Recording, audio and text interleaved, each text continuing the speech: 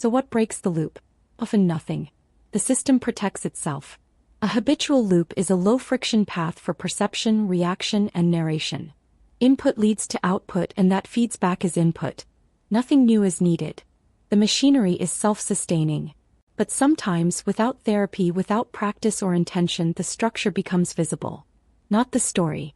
Not the causes. But the mechanics of the loop itself. The reflex that makes pain, the stubbed toe, into my pain. And this time, for whatever reason, instead of enacting the shift from perception to ownership, from experience to experiencer, something notices. This is the loop. Not my trauma. Not my truth.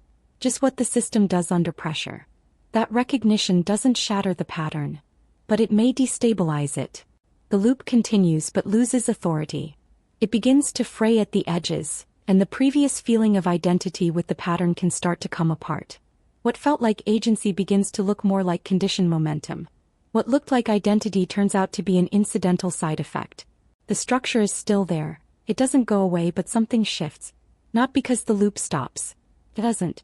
But because the grip of identification loosens. The loop keeps doing what it does, but you're not being pulled along in the same way. The pattern is there, but the sense of self is no longer mistaken for it. The machinery runs. You see it run. You're not outside it. There is no outside.